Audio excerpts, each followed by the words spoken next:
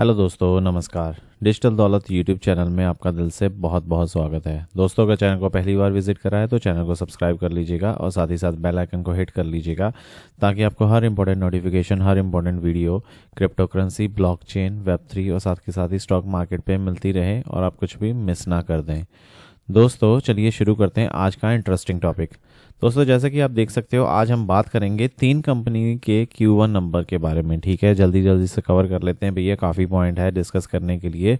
तो पहला है भैया मुथूट फाइनेंस, फिर IRCTC, फिर आदित्य बिरला। ठीक है, जिसको हम LP और वैन हुसैन के नाम से भी, मतलब इनका जो ब्रांड है, बहुत जाने माने ब्रांड है, जानते हैं। तो पहले बात कर लेते हैं भैया मुथूट फाइनेंस की। मुथूट फाइनेंस के भाई नेट प्रॉफिट जो है, बहुत बड़ा जंप देखने को मिला कि 90% का जो प्रॉफिट है वो सर्ज हुआ है, जो बड़ा है।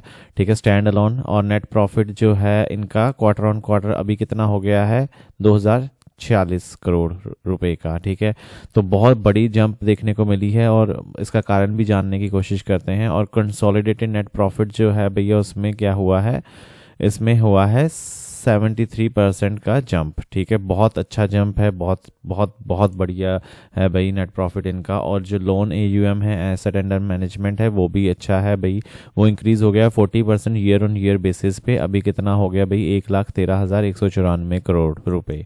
ठीक है, अब इसका रीज़न क्या है भाई, इसका रीज़न एक ही है भैया, ये जो मुथूट फाइनेंस वाली कंपनी है ना, ये काम करती है गोल्ड लोन में। ठीक है, अगर आपके पास गोल्ड है, ठीक है, आप गोल्ड देकर, ठीक है, लोन ले सकते हो। तो अब क्या है भाई, इनका जो गोल्ड का आपको पता है भाई, आसमान को छू रहा है। ठीक है, 1 लाख रुपए पर उस पे हो गया, तोले पे। ठीक है, तो इसके चलते क्या हो रहा है कि भैया इनको जो हो रहा है बहुत ज़्यादा मैसिव, ठीक है, प्रॉफिट हो रहा है। तो एक यही रीज़न है जो इनकी जो इतना 90% सर्ज हुआ है। अगर गोल्ड का प्राइस गिरेगा, वो कभी होगा नहीं।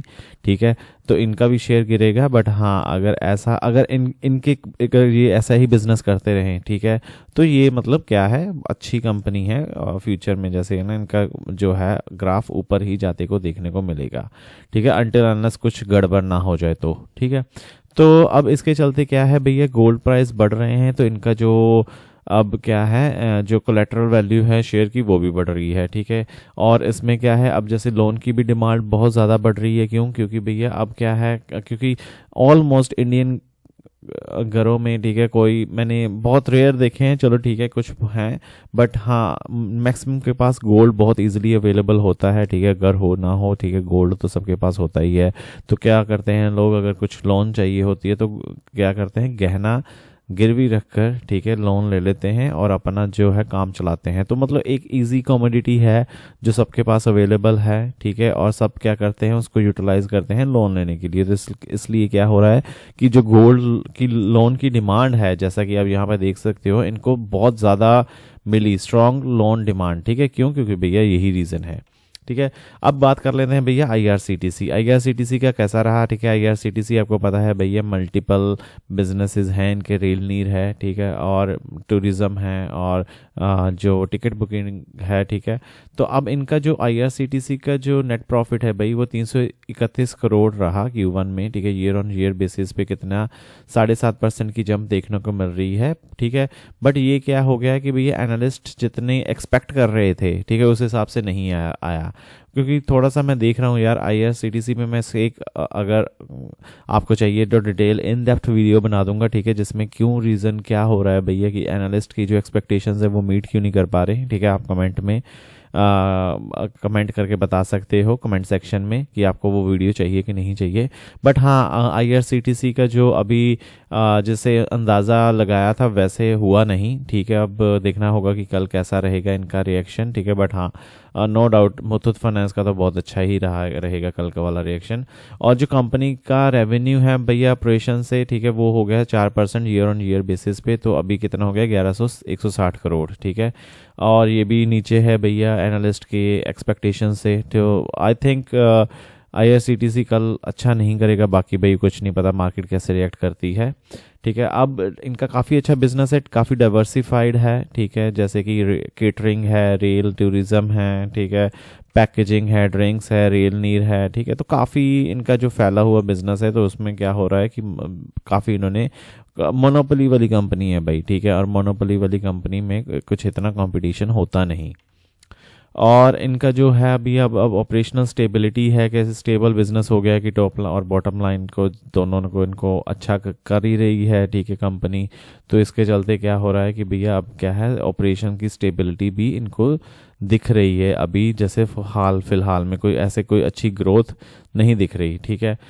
अब बात कर लेते हैं भैया आदित्य बिरला फैशन रिटेल की, ठीक है। एलपी और वैन हुसैन, ठीक है। जैसे हमने पहले भी कहा कि ये दोनों ब्रांड आदित्य बिरला के अंडर है, काफ़ी बड़े अच्छे प्रीमियम ब्रांड्स हैं, ठीक है। तो इनका जो प्रॉफिटेबिलिटी है भैया अभी, जैसे आपको पता है कि ये ABL, ठीक है, तो ये अभी रिसेंटली डीमर्ज हुई है और इन्होंने जो मोडेस्ट है, ठीक है इनका, क्योंकि अभी यार ये फर्स्ट क्वार्टर है, तो इनका जो 4.92% इंक्रीज हुआ है इनका प्रॉफिट, ठीक है। अभी कितना हो गया, 24 करोड़ का, ठीक है। तो अभी तो यार जैसे ये डीमर्ज होकर नई निकली है तो इनको पैसे जमाने में थोड़ा सा तो टाइम लगेगा। ऑल्दो वेल एस्टेब्लिश ब्रांड है, बट फिर भी थोड़ा टाइम लगेगा अभी अपने ऑपरेशंस को सुधारते हुए, ठीक है, कुछ अंदर की चीज़ें ठीक करते हुए। तो हाँ, ये हो गया इनका नेट प्रॉफिटेबिलिटी।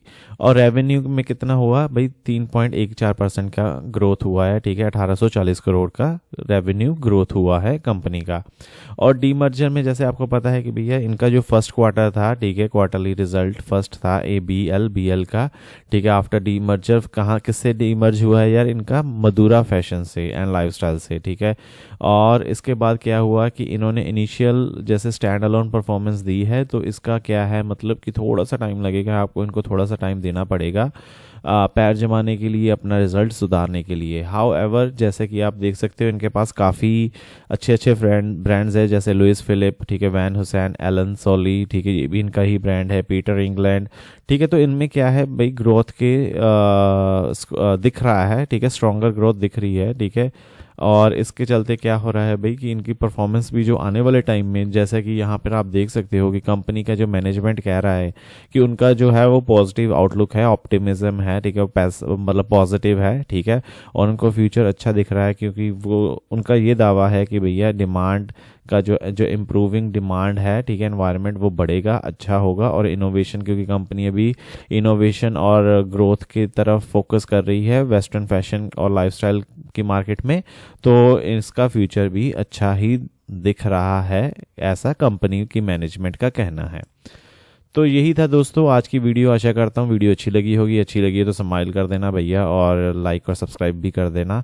और मेरा एक और चैनल है फैक्ट्स और जानकारी, ठीक है, अगर आप इसको चाहो @फैक्ट्स और जानकारी, इसका लिंक मैं आई बटन पे दे दूंगा, आप इसको भी फॉलो कर सकते हो। इस पर थोड़ा सा जैसे इसमें तो प्रोफेशनल रहता है हमारे डिजिटल दौलत में, बट इसमें थोड़ा सा हो जाता है भैया ऊंच नीच कभी कभार भाषा के लेकर। बट हाँ, आप चाहो तो इसको भी फॉलो कर सकते हो। इसमें हम प्रेसिंग इश्यूज मैन के रिलेटेड और वैसे भी इंडिया के प्रेसिंग इश्यूज के बारे में बात करते रहते हैं। मिलते हैं दोस्तों अगले वीडियो में, तब तक के लिए धन्यवाद।